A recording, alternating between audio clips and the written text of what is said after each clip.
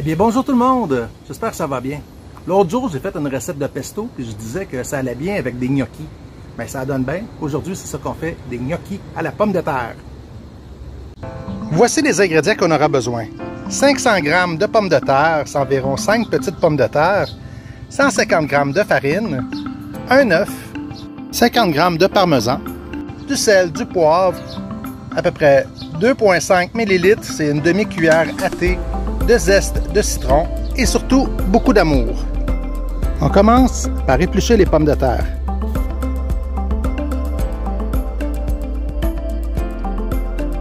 On pourrait cuire les pommes de terre comme ça, sauf que ça va prendre trop de temps. Moi, ce que je fais, je les coupe en plus petits morceaux. Donc, on en profite pour changer l'eau et on va mettre nos pommes de terre dans notre chaudron. On va mettre du sel dans notre eau et on les met à cuire. Pour faire une purée. Pendant que les pommes de terre cuisent, on va faire nos zestes de citron.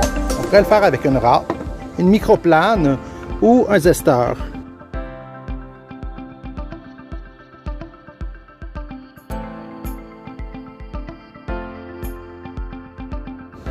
J'aime ça un petit peu plus petit.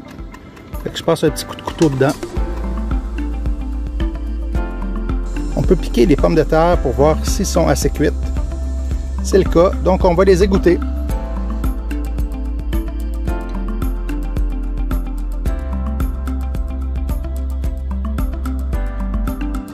Et on pile les pommes de terre. La différence avec une purée, c'est qu'on va mettre du beurre et du lait. Et là, on ne met pas ça dans notre appareil à gnocchi parce que ça va être trop liquide.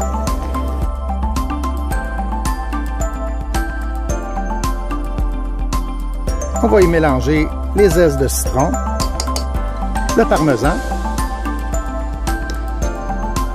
l'œuf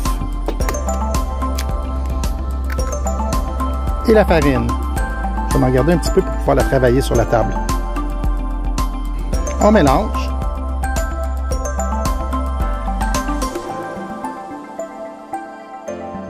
On rajoute le sel, le poivre. On va verser sur la table et on va la travailler avec les mains pour la pétrir. On met un peu de farine et on va mélanger tout ça. Quand vous allez pétrir, vous allez voir, il ne faut pas que la pâte soit trop molle, sinon on rajoute un peu de farine. Il ne faut pas la pétrir trop longtemps non plus, sinon la pâte va devenir trop élastique.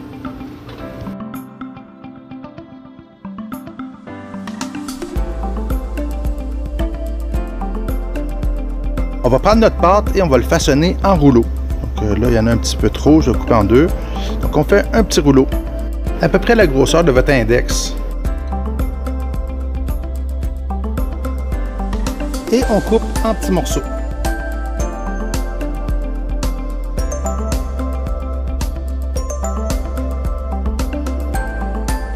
On va fariner pour pas que ça colle tout ensemble. On prend un petit gnocchi. Et ce qu'on peut faire avec une fourchette, faire des petites lignes comme ça dessus. C'est purement esthétique. Pas obligé de faire ça. C'est important de fariner la table et un peu les gnocchis parce qu'ils vont tous coller ensemble. C'est mon ami italien Roberto qui disait Ridi, la maman a faccio i gnocchi. Ou quelque chose comme ça. Ça fait longtemps qu'il m'avait dit ça. Ce que ça veut dire, c'est que c'est long à faire. Fait que tu peux rire. C'est la maman qui a fait des gnocchis. Ceux qui en font souvent, il y a un outil exprès pour faire des petites rainures dedans. On peut les mettre sur une assiette par après. C'est important encore de fariner. On met un chaudron sur le feu avec de l'eau. On fait bouillir. On rajoute du sel. Quand ça bout, on peut mettre nos gnocchis à l'intérieur.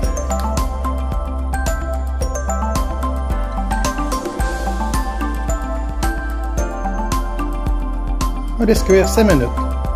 Quand ça va être prêt, de toute façon, vous allez voir, ça va monter à la surface. Oui, ça commence tranquillement.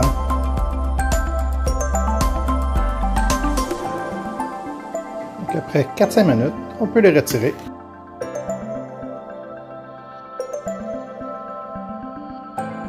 On fait ensuite chauffer une poêle.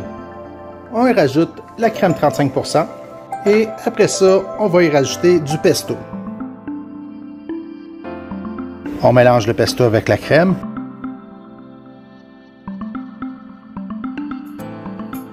On peut ensuite y rajouter nos gnocchis.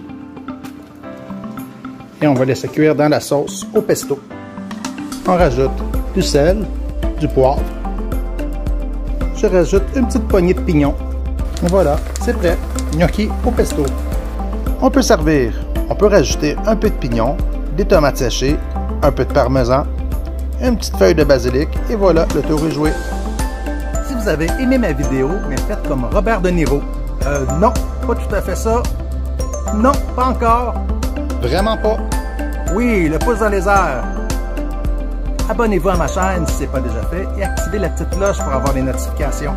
On se revoit très bientôt pour une prochaine recette, une prochaine vidéo. Bye!